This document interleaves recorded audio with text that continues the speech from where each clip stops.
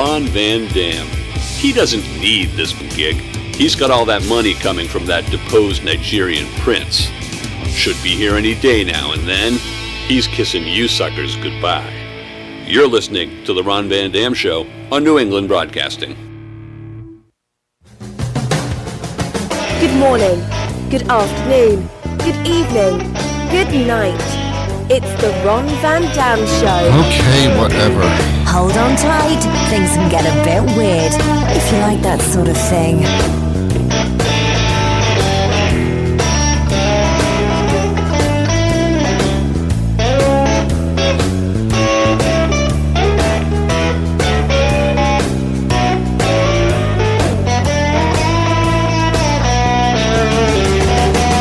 Welcome to the program. It is indeed the Ron Van Dam Show. It's Hump Day. What the hell does that mean? This is a day that we honor camels. Not the kind you smoke, the kind that you ride when you go to an animal park.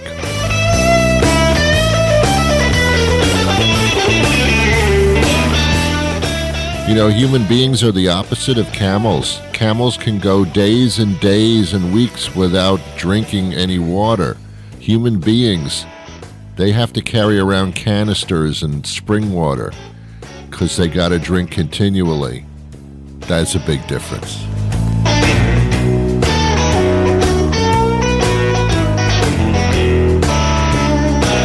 Like the sands through the hourglass, so are the days of our lives.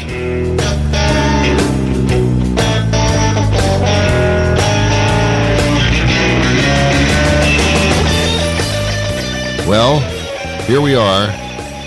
For a change, why don't you do the show? I'll just sit here in a chair and listen to you. Actually, I don't want to do that. But I think it's only fair that you do the show. So go on, talk about something for half an hour. Oh, what, you can't do it? You seem to do it when you're like in public, walking down the street and talking to your friends. You never shut up. Now for some reason you can't do it? Well, the shoe's on the other foot. What does that mean?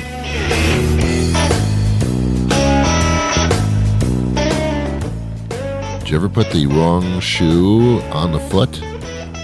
Or the right shoe on the wrong foot? Same thing. Same difference. I don't think I've ever put the wrong shoe. I put the wrong slipper on the wrong foot, or the right foot on the wrong slipper. Never mind.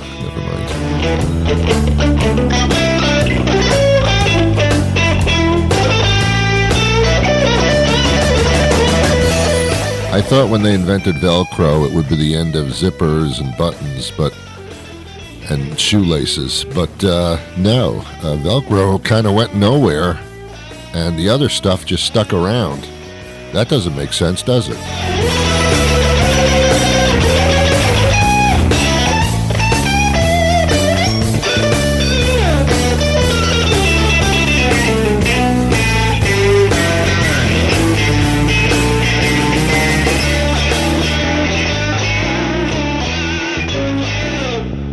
Let me give credit where credit is due.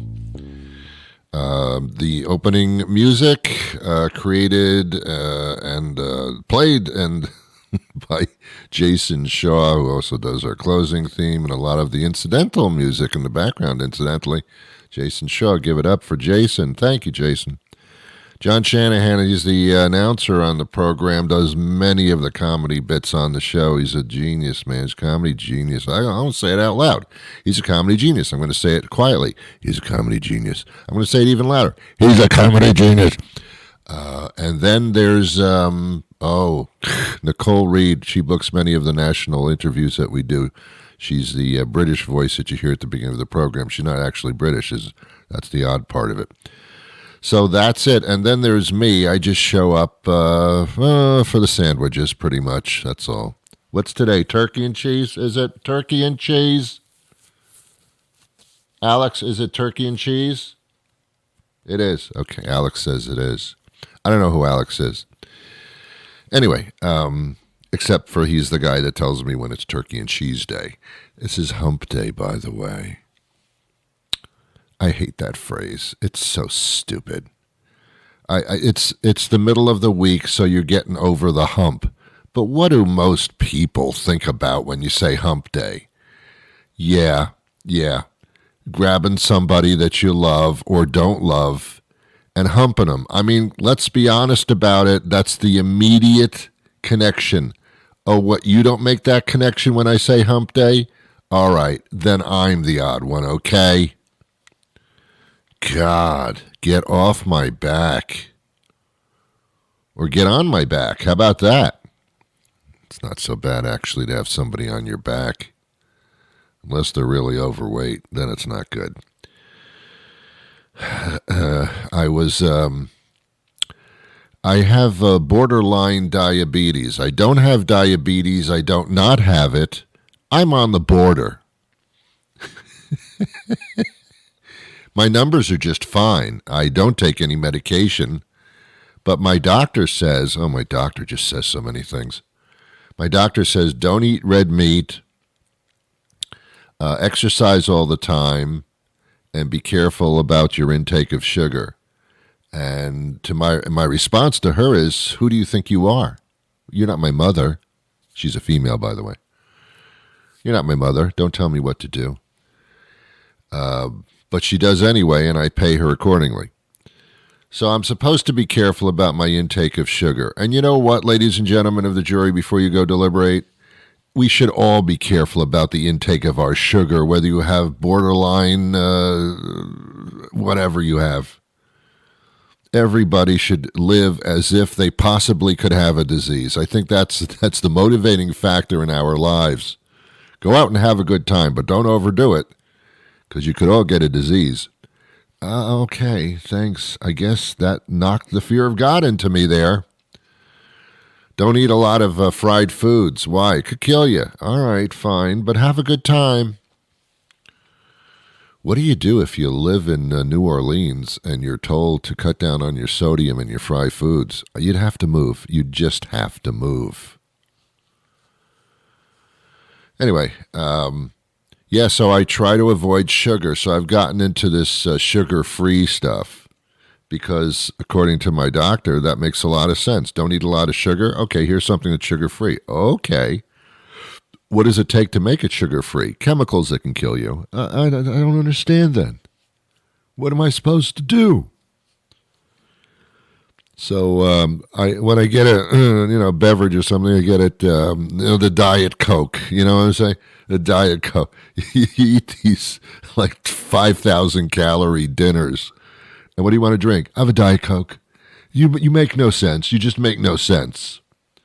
No, you see, if I have the Diet Coke, then it eliminates all the fatty foods that I'm eating right now. Okay.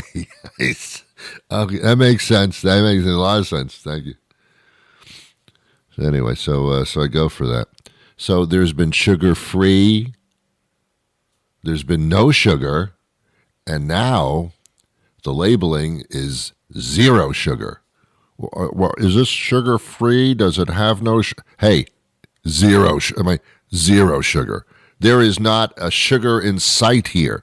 There is zero. If there could be a -0 sugar, we would do that, but you can't, because if there's no sugar, there's no sugar. I'm not saying no sugar. I'm saying zero. For you mathematicians who like to put things in numbers, it's zero. I mean, it is like nothing. It is dead sugar to you. So now I'm excited about the zero, because that is like, all right, now you're putting it into terms of like doesn't exist. It just, there is no sugar means, no, that is no sugar. Sugar free, yeah, we're free from sugar. Zero, no, there zero. I'm talking zero sugar. One of the few words that begins with a Z. I'm not kidding around. So I like chocolates. But now they're making sugar-free, no sugar, zero sugar. No, there's like, it's not even 0.000. It's just zeros, which is the opposite of pi. Pi is like 3.14444, something like that. That's another mathematical eating thing. But pie is also something that is full of sugar, so that doesn't make sense. I'm talking zero sugar. There was sugar, but we freed it. No, this stuff it never had sugar. It's just zero sugar. All right, I think I'm milking this, aren't I? Anyway, so Hershey's now makes a zero sugar little chocolate bar, and it's delightful. It's got zero sugar in it. What it does have in it, I have no idea. Some person in a lab somewhere is creating this chocolate that has no sugar in it. If the chocolate actually had no sugar in it whatsoever, of any sort, nothing to make it sweet, it would not taste the way that it tastes. There's a sweetener going on, and there's some guy in a lab wearing a lab coat with little chocolate stains on it, coming up with stuff that makes things sweet. They're chemical compounds that don't exist in real life. I guess there's a stevia plant somewhere. I don't know where this is. I've never seen a stevia plant. I have no stevia plants in my house, although I should get some, but I don't know how to do them. I've never seen any stevia seeds. But somewhere in some Himalayan country, there's a stevia plant, I guess, and I guess that's natural, no sugar. It's a natural sweetener. We should just double check that out, please. Yeah, be careful with this no sugar stuff, because that's chemicals. It's the same people that brought you coronavirus there, the COVID thing. Did I say Corona? That's a beer, isn't it? Well, it was a coronavirus. Oh, I'm confused. I'm confused between the beer and the viruses. I get confused sometimes between beer and viruses. When my doctor says to me, Ron, you better take these antibiotics, you have a beer. What did you say? I mean a Corona. I mean I don't know what you have. I just don't know what you have. Just pay the bill and be quiet. I have a copay, by the way. I don't pay for anything. I have a copay, which gives me the privilege of not paying for it. Well, you don't have to pay your medical expenses? No, I don't. Well, what's the copay? That's paying for the fact that I don't pay for medical expenses. You see, medical can't be free. You have to pay in order for it to be free. I don't get it, but okay, sure. Who came up with that? Marjorie Taylor Greene? Anyway, did you hear about this Marjorie Taylor Greene? She's represents some godforsaken state in this country. She comes up with these conspiracy theories that are just so outlandish that even if you follow conspiracy theories, this woman is even whacked out for them. God, she says 9/11 was a setup. It's going to piss a lot of people off if you say that. We never landed on the moon. Okay, great now. The earth is flat. Oh, Jesus. That's going to stop my cruising plans. I was supposed to go to the Bahamas. Now I'm probably just going to fall off the end of the earth, so that's not going to be good, and I have to change my reservation.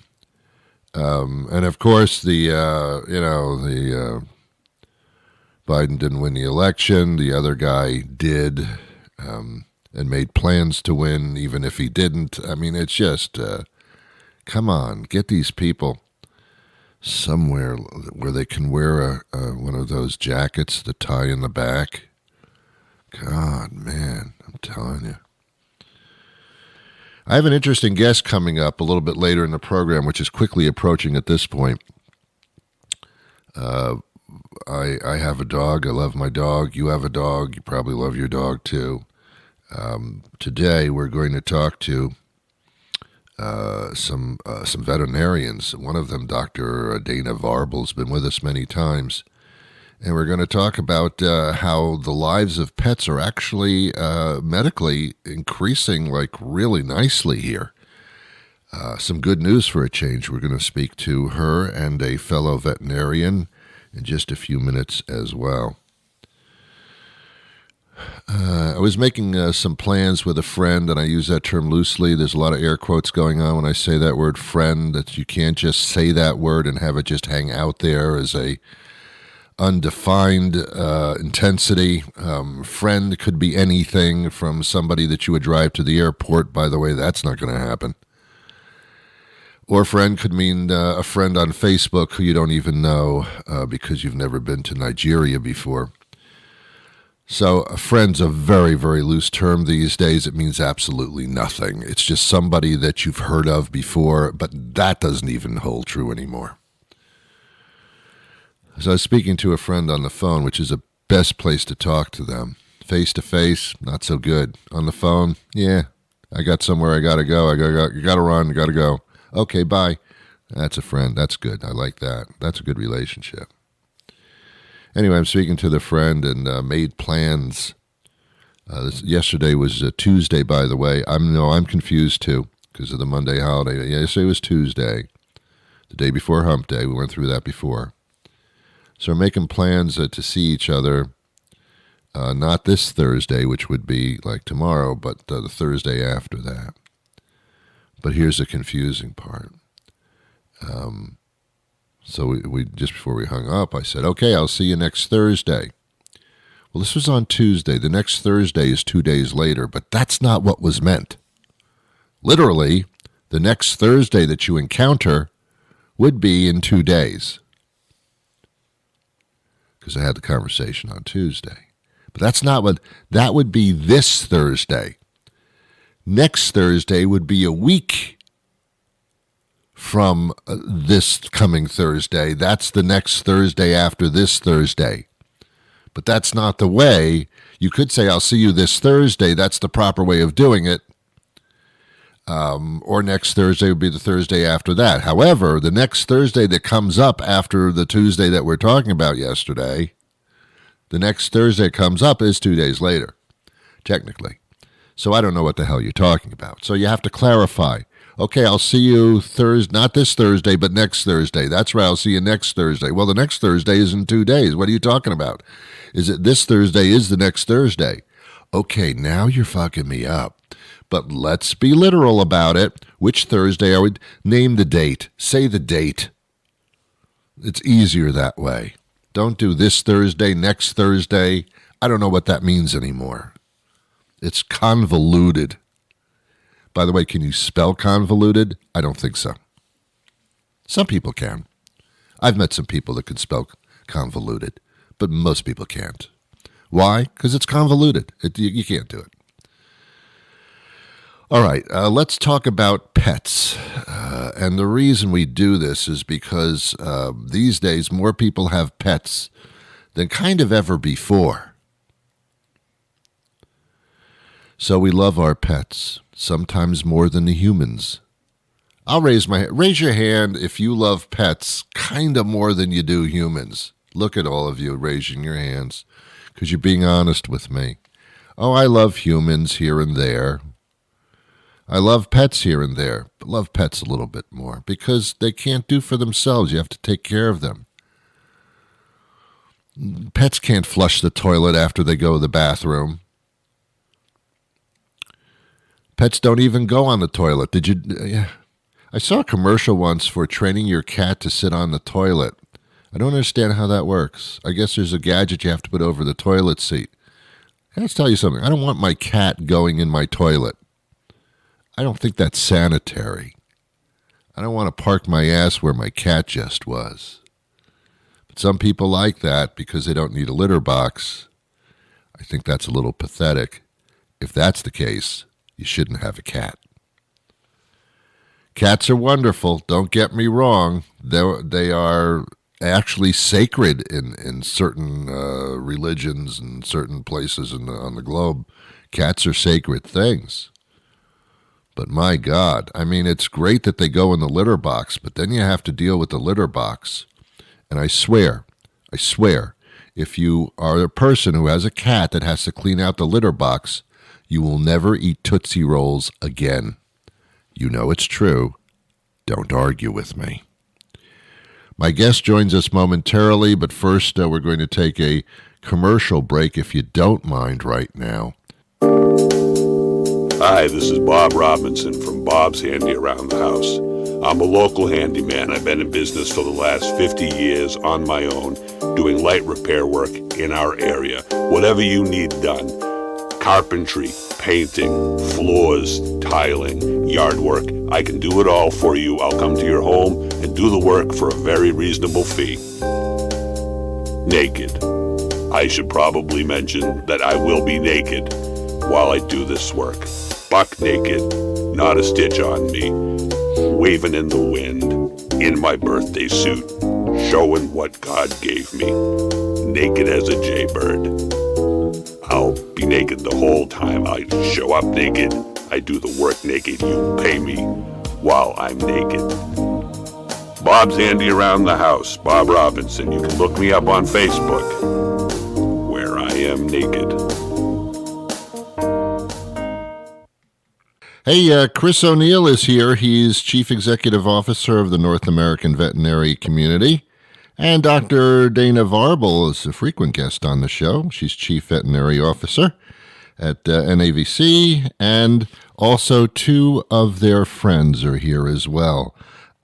Gene, who do you have with you? Today I have my grand puppy, Rusty. Grand puppy.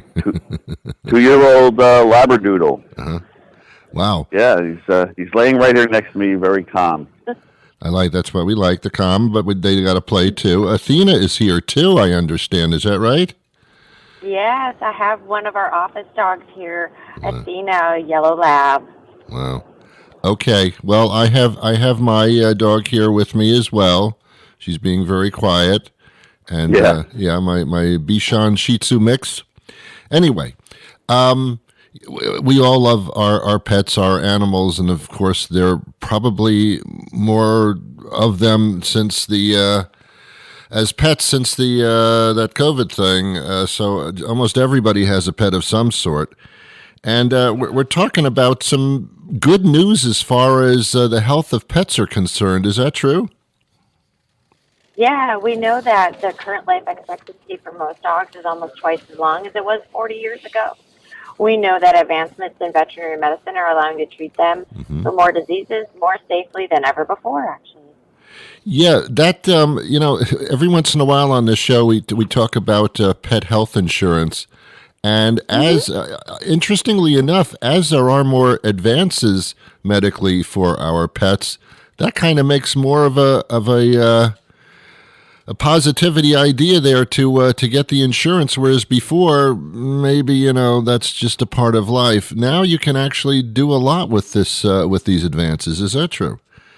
Yeah, absolutely. I do encourage pet owners to look into pet insurance. It really separates you. When our pets are ill, we often we're very emotionally attached to them. So when they're ill, it's very distressing. If you have pet insurance, it kind of separates the money part from your emotional reaction. There you go. When your pets are sick, and it can kind of relieve that burden and make things a lot easier, not only on you, but on me as your veterinarian as well. Yeah, I can imagine. Gene, we said that the life expectancy has doubled over the past 40 years, which is not that long ago, really, to be honest with you. What is the life expectancy now? So for Rusty here, laying next to me, life expectancy for him will be about 12 years. If we look back to the early 80s, prior to our conference here, it would have been much shorter. But as Dr. Dana said, because of the advances that have taken place in medicine, things like early cancer detection and treatments for non-invasive heart surgeries and things like that, it really has enhanced the health and well-being of pets and have enabled them to extend their lives a little longer. Yeah, I mean, actually, pets can be healthier than people because people don't even have annual checkups sometimes, but pets you kind of have to. So that's pretty cool. Here's a problem that I'm running into is the lack of veterinarians. As we have increased the pet population, I think now there's a need to actually have them properly tended to. And I don't know, is that a rising field, or do you see that as being a problem as well? Well, yeah, we know that veterinarians are still growing at about the same, the profession is still growing at about the same rate it always has been. Yeah. But what's fascinating, of course, is our interest in pets and the way we care for our pets has changed much more quickly. So pets are living longer. That's a lot more years you're going to spend at your veterinarian. But also the way we treat our pets has changed. Pets used to be companions or maybe hung out in the backyard. But today they're family members, and we really treat them like that. So the expectation and what we've desired from the veterinary field has changed. So with that, we are trying to look at ways to better take care of our pets and our pet owners. And that can be anywhere from more veterinarians to just how we utilize our veterinary technicians and veterinary nurses to make sure that you and your pets get the care that they need. That's very true. I mean, I've always said nobody gets sick over the weekends. That could be a problem. Don't get sick during the holidays. Don't get sick on Saturday. No, don't. You yeah. And that's like a real concern. I've had concerns about my dog, and it was like a Sunday, and it was like, oh no, not on a weekend. It's true. Yeah. All right. Yeah. Maybe I should be a veterinarian. I love pets. You're welcome to join us. We'll send you some applications for vet school. Okay. Give me an example of a medical technology which has just all of a sudden made a huge difference here in the health of our pets. Well, I think one of the things that we looked at was we've seen a lot more non-invasive ways to detect things like skin cancer or non-invasive surgeries. So just like in human medicines, we want to speed recovery time, get answers faster, and make sure we can make faster medical decisions. Because we know that the sooner in the disease process that we can make those decisions, the better success we're going to have. Absolutely. What's on the horizon? It seems like the both of you are pretty up on this. What's on the horizon? Oh, well, we have so many new technologies, but we're really excited because a lot of new medications are going to be introduced into animal health this year, and a lot of them are specifically designed for dogs and cats. We don't have to rely on human medications or even human medical instruments anymore. We're really seeing the industry respond by designing medications and even microsurgery tools for things like breast cancer and hedgehogs. So, we've got some really neat things coming up this year, and I think it's only going to go up from there. It's amazing. When I was a child, I never thought about cancer. I did, for humans at a point, but now with pets and dogs, I mean, that seems to be a very big concern. Yeah, I don't know the current statistics, but I do know that a lot of dogs will be diagnosed with cancer. Not all cancers are bad, but it's always good for us as veterinarians. We have so many more ways to treat cancer, and those treatments are really improving as well. We're not looking at chemotherapy that's almost as bad as it is good anymore. We have some really good medications out there with really low side effects. But like anything else, catch it early and your chances are good. Absolutely. No question about it. All right. Anything else that I should know? Let's see. There's a lot of stuff going on here, but one of the things that we were really proud to have hosted during our time here was we had some middle-aged school children here and exposing them to what it's like to be a veterinarian. Good. When we're trying to, as Dana said, grow the size of the pie for veterinarians. Absolutely. And if you get them early and get them excited and interested about it, then they can plan their careers appropriately. And they were excited to be here and see what a day in the life of a veterinarian really entails, from everything from gowning and gloving through treatment on model dogs, on surgeries and intubations and things like that. And they were really, really excited about it. So this is one thing we can do to at least advocate for the profession and get them interested early in it. So that was pretty cool. Really exciting to see. That's something that we all want. We all want more people getting into the field so that we can all be taken care of properly, both for humans and for animals. Thank you so much for your time today. Is there a place we can visit to get more information? Sure. You can have your listeners visit us at navc.com and see what else we do. We have a large portfolio of products that explain everything about veterinarians and their treatment of your pets and communication with the pet owners. Perfect. Dr. Dana, Dr. Gene, thank you so much for your time today. Well, that'll do it for me today. Thank you so much for being here. You've been wonderful as usual. I'll be back again tomorrow with a brand new program. I know. How do I do it? I don't know. But until that time arrives, I wish you peace.